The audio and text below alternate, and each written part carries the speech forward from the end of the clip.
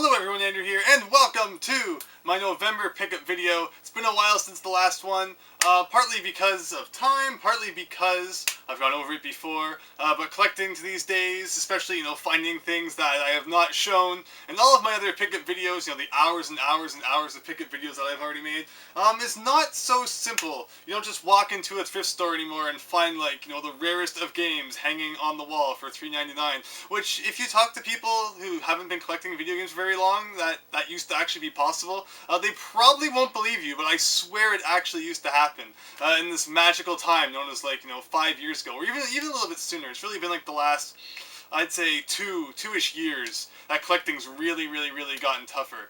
And then before that, you had times when I guess people were just donating a lot more and people were selling off their PS2 games and all that really cheap. But these days, there aren't nearly as many really good deals to be had. And if there are, there's a bajillion other people out there who can beat you to it, because game collecting has just taken off that much. But with that said, we do have cool stuff to look at. I'm not just going to sit here and talk to you about the good old days, as much as I would love to do that, because the good old days were pretty good, as implied by their name. But today we actually have 2 new NES games to add to the list, not including a couple which are brand new, well, not brand new, but in the box that I did not have before. And first up on the list here, we have Mario's Time Machine, and I will do a cool thing for all of you, and I will get in close here so you can see.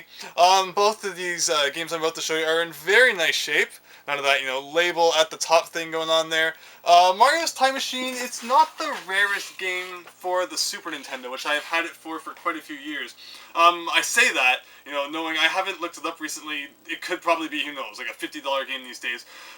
It's really funny, because there are definitely a lot of games back when I started collecting, 7 years ago now, that weren't very rare back then, and they would be tossed around for, $10. And now these days, they've just, skyrocketed in price, and sometimes I don't even realize that they've actually done that, because, of course, if I own a game, I'm not, spending every day looking what it's selling for on eBay or something like that. I don't have any intention of getting rid of my collection anytime soon.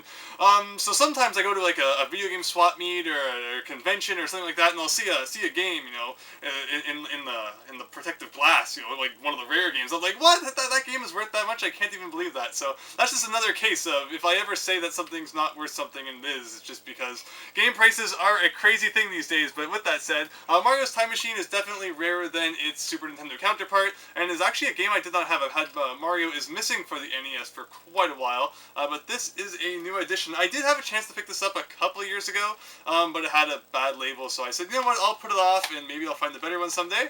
So it's always good when you do. It sucks when you don't buy a game and then you never end up finding it again, which there are a few cases where that has happened, so let's not talk about those. And the second game today is rarer than Mario's Time Machine, and also a better game overall. It's not as bad as the Angry Video Game Nerd made it out to be. Maybe it's just because I really like the movie, although overall I don't think it's a terrible game.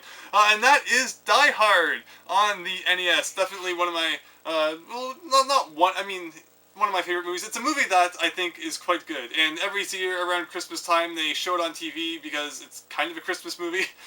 So I always definitely give it a watch. I was never really too into the sequels, but it's still a very cool game, and again, no kind of label damage. Which is cool. It's actually the very first time I've ever seen it at a store ever. That's why I had a chance to pick it up. Definitely not something you see around too much. And those are the 2 new NES games that we are adding to my collection. I always debate whether I should give a game a Nintendo case, or just one of the kind of black ones that didn't have anything printed on it. I usually tend to give ones that feature Nintendo characters like Mario and all that. I usually tend to give them the ones that say Nintendo, and then the ones that are just kind of, random, like Die Hard, the black ones. Unless, of course, I just, only have a certain number of a certain one, I'll just give them all. I pretty much have enough black covers to put one on every single NES game that I am still currently missing, which isn't many. Which, again, is why you don't see me picking up NES games and, showing them in pickup videos too often. But I do, of course, pick up new ones every now and then, so I'm super happy to get my hands on those. As for games in the box that I had before, but not in the box, we have Kung Fu Heroes. We have Super Team Games, so, with all that power pad action going on. And 3D World Runner. This one not in the best shape, but still cool to have in the box, nonetheless. Also, yeah, I had this sitting right here. I meant to speak about it before. I hope that everyone enjoyed my Rockman 2 Let's Play that finished not too recently. That was a lot of fun. Someone was asking about the cartridge that I was using to play it on, and yeah, it's what's it called? The Rockman cartridges compared to the MegaMan cartridges are a lot different. That looks nothing like the Mega Man 2 cover art. But yeah, that is what I was using to play it. All the Mega Man games had different colored cartridges as well. This one, Rockman 2 is red. I think Mega Man 3 is like the green one. Mega Man 4 is orange, I believe. Mega Man 5 is kind of like turquoise. So yeah, they all had different colors. What should we talk about next? Next up, let's talk about this cool thing. A Game Boy Micro, complete in the box. Now, the Game Boy Micro is a very, very, very bizarre thing. And as a kid, I mean, I wasn't necessarily a kid when it came out, but back when it came out, it seemed very, very, very bizarre to me because it came out right around the time when the Nintendo DS came out. And at that time, you know, as someone who had started playing portable games back with the Game Boy Color, and then I got a Game Boy Advance, and then the Nintendo DS had just come out, it's like, the point was that the screen was just constantly getting bigger, because there was nothing worse than when you had the original Game Boy and you had to kind of squint and try to see what was going on and the screen wasn't backlit. So every time the screen got bigger, like it did with the Game Boy Advance and like it did again with the Nintendo DS, I always thought that was great. It's like, yes, it's getting awesome. But then you had the Game Boy Micro that came out around that time, and it's like this really, really, really, really small screen. Now, let's do a comparison. You might not be able to tell just based on the box. Here is one that I have outside of the box. And here is my iPhone 4S. It's not getting to the point of why I'm using the ancient iPhone 4S, but it is honestly smaller than the iPhone 4S, so that's something you can kind of use to compare it to.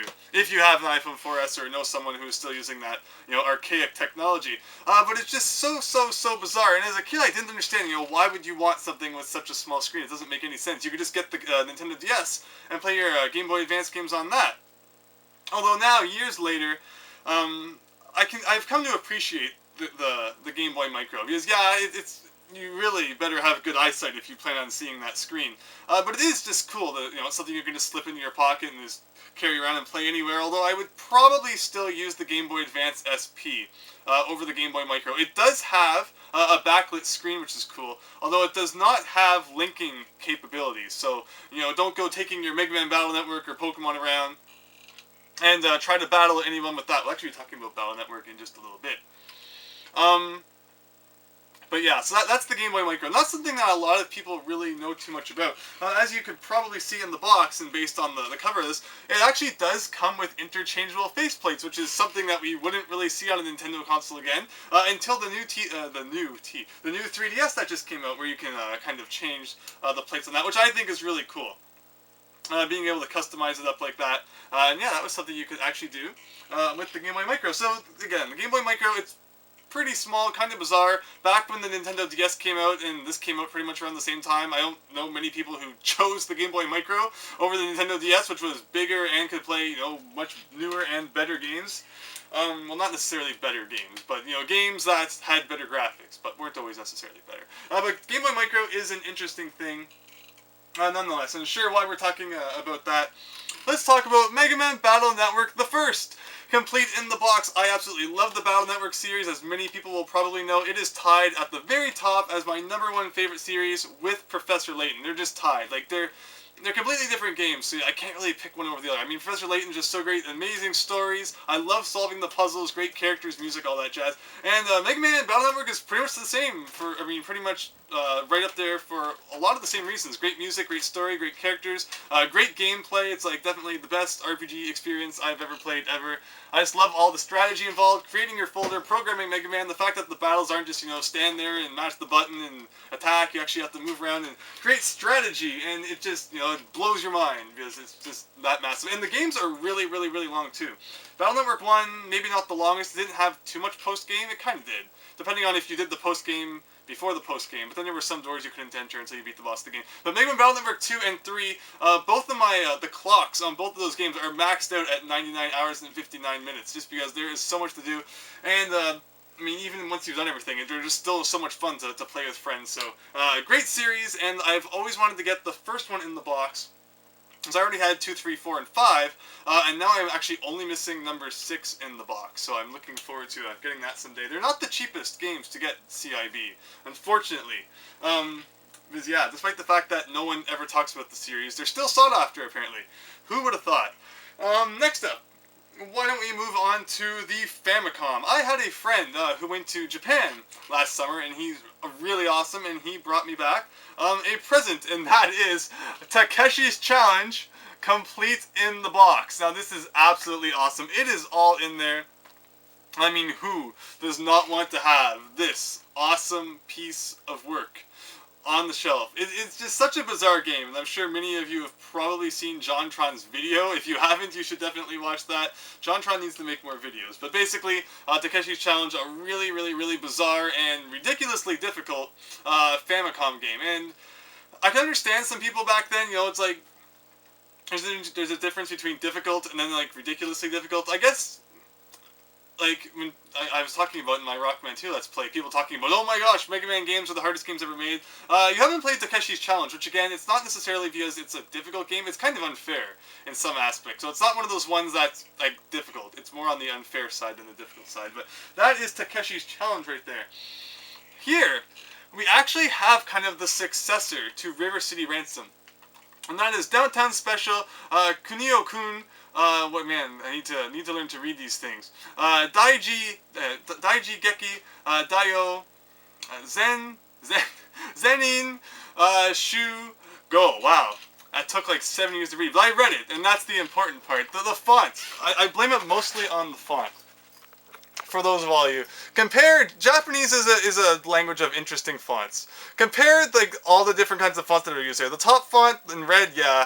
The green font, okay. And that purple one, it's almost illegible. But I did it, and that's the important part. So this is kind of the spiritual successor to River City Ransom in the fact that there were lots of Kunio-kun games. And then they're like, you know, the sports ones and things like that. But this one is actually a beat 'em up, like River City Ransom, and it was only released in Japan. In my opinion, I kind of like River City Ransom more, but this game is quite interesting too, so it's worth looking it up if you ever get the chance. I know there's like an English patch of it out there somewhere. If you don't want to type out all the things I just said, Downtown Special in Kunio-kun will probably get you the result you're looking for in a Google search, so you can give that a look. Also, some other Famicom things we have here. Rollerball, which is one of my favorite NES pinball games. I got that for the Famicom. Dragon Quest 2. I have Dragon Quest 3, so I thought it would be fun to pick up the second one. Of course, Famicom RPGs. I mean, like, the English versions are like, whoa, they're you know, some of those games I was talking about earlier where the prices are really starting to go up there. But Japanese versions, because like nobody can read Japanese, they are still relatively cheap, and nobody in North America really wants them. So just for fun, whenever I get a chance, I'll grab a couple just because nobody out there is really charging much for them. And then Gomoku Narabe for the Famicom, and the exact same thing for the Famicom. But as you might see, what is going on here is that Famicom games are really cool. Even just from the games that I just showed you, you can see that a lot of the cartridge designs are actually quite different. Now what happened was, very early Famicom games had labels that looked like this, where it was pretty basic, just kind of the text there, and it had that zigzag at the end. And then typically games that had that design later on, once the Famicom started picking up some speed, were re-released with kind of, you know, a graphic for the label. And you'll see that on a lot of the original Famicom games. So like, you know, basic golf and baseball. All the games that were released on the NES as well. I mean, not necessarily all of them. But they typically, originally, had designs that looked like this. Usually in different colors. Like golf, I think, is like light blue. Tennis, I think, is like, not tennis, baseball, I think, is like darker blue or purple.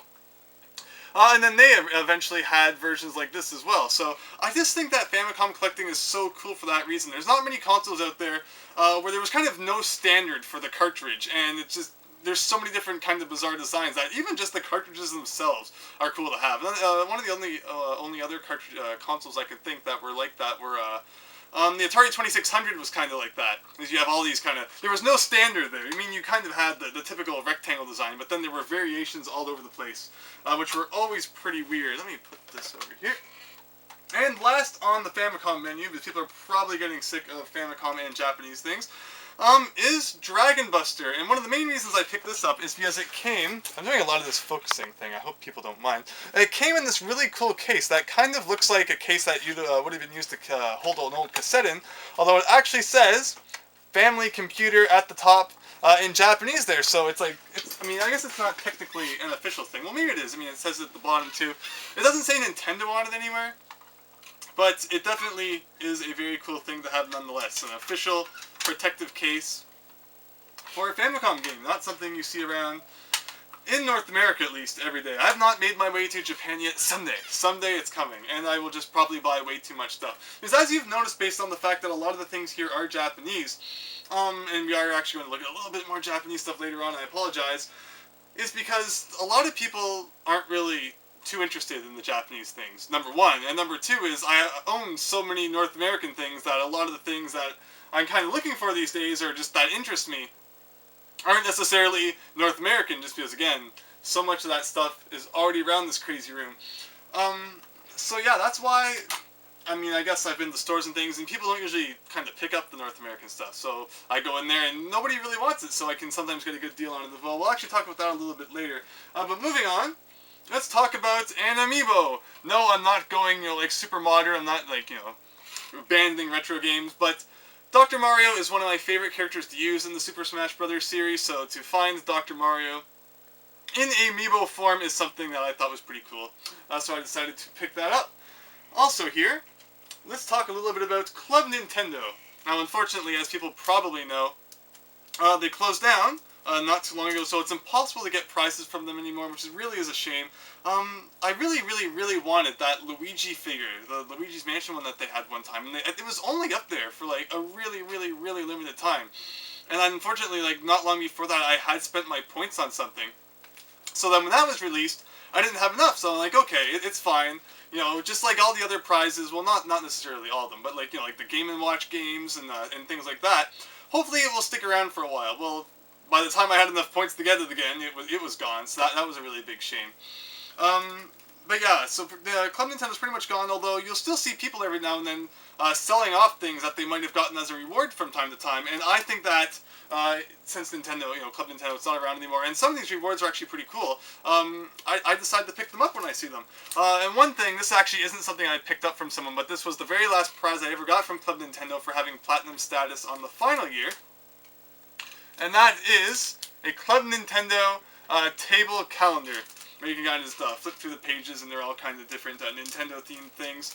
Not the biggest prize that Club Nintendo ever gave out, but still a cool little thing to kind of just commemorate the end of what was something pretty cool. It could have been better, but it was cool because it didn't really have to exist to begin with. Next up, we have a Club Nintendo kind of DS case holder. And as you can see, there's a whole bunch of random games being stored in there. So that's pretty cool. Again, not something that, you can order anymore, so it's still neat to just have that. And this one is actually from Japan, and it's Club Nintendo Premium Mario Trump. And what it is actually a deck of cards, and this one is so cool, I will actually show you. That was just kind of a cardboard thing that slipped off, and you can open this up right here. And you get these really nice shiny cards, which again, I will come up and show all of you. And these are really cool. And you can pretty much, let's see, what's the best way to do this? It's hard to hold up a deck of cards and show it to the camera. But it has all the different suits, and each suit has kind of different characters and pictures on it. So like you have the spades. And let's see, let's try to get something here. So you have, like Jack of clubs is Luigi. Of course, the king would be Mario, and the ace is kind of just an ace. And then, of course, the diamonds, you have coins, and just different things like that. So it's really neat. Hearts is a 1-up, and well, the Jack, Queen, and King pictures repeat for each of the suits, but still, it's a very nice deck of cards. I know that there was a deck of cards given out in America as well. I think it was for one of the Platinum rewards, but I don't believe it was the same set as these. I don't think that they were shiny and plastic like these ones are. I think they were just normal cards, but I could be wrong with that. Totally forgetting. I have not had people play cards with me in quite a long time. I don't play too many cards. Cards for me, it's always kind of been more of a collectible thing. But I guess this is kind of a throwback to Nintendo being a card company, which is really cool. I have an old set of Hello Kitty cards lying around that Nintendo made way back when. So that's just kind of a neat thing to have. Let's see what else is up on the list. We actually have a couple of Xbox things to talk about. We're not going to go into too much depth about these Xbox things, but we have Stolen, and the coolest thing about this is not Stolen itself, but that it was a full week game rental at Blockbuster, because, I mean, who does not, miss Blockbuster? I hardly ever rented video games. I mean, I rented the odd one, but mainly, I think it was just fun going into Blockbuster and seeing all the new movies that were released and the games that they had for rental, and every once in a while they would sell off some of the ones that they weren't renting out anymore. Like, that was how I got Quest 64 and a couple other really, I mean, Quest 64 is not a really good game, but I got some decent games that way, when basically the new consoles would come out and they needed shelf space, so they would kind of sell off the ones that they weren't renting out anymore. So that was a good way to get games. And it's just kind of a shame that, despite the fact that I completely understand that places like Blockbuster are no longer relevant with services like Netflix, it was still cool just to be able to go in there, because you never knew what you might come across. But that is Stolen. And we have Still Life. Crime Scene Do Not Cross. I'm pretty sure that's not part of the title, but Still Life nonetheless. And we actually have an Xbox 360 game, which we're already going on quite long. I ramble on too much, but this should be known after like 3 or 4 years of making videos. Banjo-Kazooie Nuts and Bolts. Actually not a game that I had previously, and yes, it is, the platinum hit, so burn it, it's evil, but it's not the original release. Although I actually kind of think that the gray case, kind of suits the game, which is kind of cool. Not a game I've ever played through, not a game I had ever even really played. I actually do have an Xbox 360 that I picked up really cheap at the garage sale once, because I guess they had gotten the Xbox One, they didn't need their 360 anymore. So yeah, I decided to get that out, pop this in. It's actually never been connected online, which is really funny. It still has like the dashboard from way back when the Xbox 360 first came out, which is really cool. That's the dashboard I kind of like. It's colorful and neat. I wasn't really a big fan when they updated it, but I didn't really own a 360 anyway, so never something that really concerned me. But I messed around with this a little bit. Haven't really got around to beating it. It's not the worst game ever made, but it's not the best game ever made, and it's definitely not Banjo-Kazooie 3. I mean, it still has some fun elements. I mean, you still kind of get to explore and go around and find hidden notes and things like that, but definitely nowhere near, the level that Banjo-Kazooie and Banjo-Tooie kind of got you up to, and then you would expect the next game to be like that. So I can understand why Banjo-Kazooie Nuts and Bolts is disappointing. As a standalone game, not that bad. As a Banjo-Kazooie 3, not that great. Which is unfortunately kind of what that comes down to. Next up is this thing right here, which I don't believe I've shown before. This is actually a little while ago. I think I forgot about it in the last Picket video. I think I forgot about it, so if I've shown this before, I apologize. But it is kind of neat to find something as old from back in like the Nintendo 64 days still in its original packaging. Like, who would ever get this case and then not actually use it? But it is a case for carrying around your Nintendo 64 console, controller, and games. So like, you're going over to a friend's house and you want to take your Nintendo 64, which really, I mean, you would want to do that. It's not like some consoles where it's like, why would you ever want to take that somewhere? Like, I mean, if you want to play Mario Party or GoldenEye, definitely I can understand someone wanting to take their N64 around. The part that always gets me, though, is that on the back it shows, not even just Ocarina of Time, but like the super, special gold version of it, just kind of hanging out the edge there. It's like, I'd probably take a bit better care of that if I had that. But otherwise, it's kind of a cool thing to still find in its original box and everything, considering it's not even really boxed. It's just kind of like a cardboard outside. So it's kind of neat to see that in such nice shape, not torn apart. And we will touch on this, and I think we'll probably call it a video after I touch on that. So we're not going to go on for like a super massive amount of time here. But this right here is really cool. This is an old Nintendo watch that you could wear on your wrist, and then it had a little Mario game built in. So, it's kind of like the Game & Watch games, where the screen doesn't really change, but the characters and other, objects on it move around. So that's a really cool thing to find from back then, and it's in super good shape, as you saw when I just zoomed in. The screen's not all scratched up or anything like that. No, I would be surprised if someone actually did really wear it around. But that is a really cool thing from many years ago. And I've always wanted a watch like this, because there were a few different ones. But to have the Super Mario one, that is really cool. And I was super happy when I found that.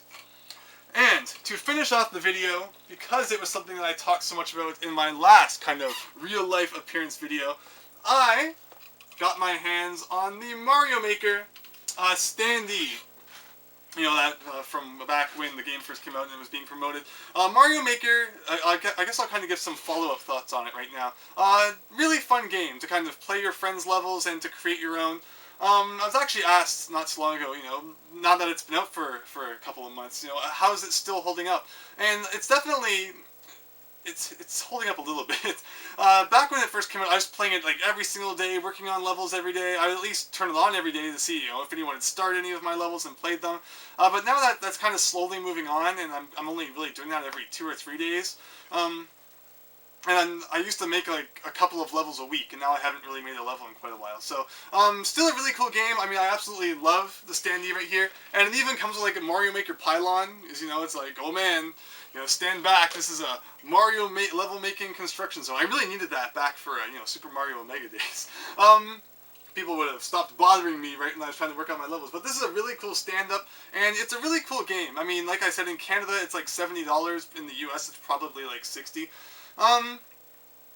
I mean, if you ever want to make your own Mario levels, definitely get it. And if you're in the mood for playing some 2D Mario, definitely get it. Although, otherwise, there's not too much to it like that. Once you've played, you know, a whole bunch of levels, you've played 3,000 automatic Mario levels, and they've kind of lost their, kind of, you know, the cool factor, I guess. The game does lose a little bit, because really there's not much else to do. If you're not making levels or playing anybody else's levels, that's pretty much all the game is. It's not like there's a story and you play through it. You can unlock like the different amiibo costumes, but even that kind of gets repetitive after a while. I've been talking with Miles Luigi a lot. It really should have been like you could you know, make your own world of levels, and there should have been more to it. Make it like it should have been more rewarding to actually play levels, because there's no other than when you're doing the 100 Mario challenge. There's not really any incentive to play levels. Like, maybe if you leveled up in the same way that you do by getting stars when people start the levels that you've made, if you leveled up by, like, playing 100 levels and then 200 levels and then beating 300 levels, that would have been really cool too, but there's not really any incentive to just play individual levels, which is a shame. So it's really fun, though, if you want to make levels or play levels, but to justify the price now, and especially now since, you know, the novelty is slowly wearing off now, about 2 months since its release, it's still cool. So, I would assume that most people who want it probably have it, but if you're still on the edge about getting it, it's a neat game. But it really comes down to how badly you want to play and make Mario levels, especially since I find that, you know, slowly people are starting to not play it as much and make levels anymore. I mean, people will always be making levels, but I mean in terms of, you know, my friends and things like that. Slowing down ever so slightly.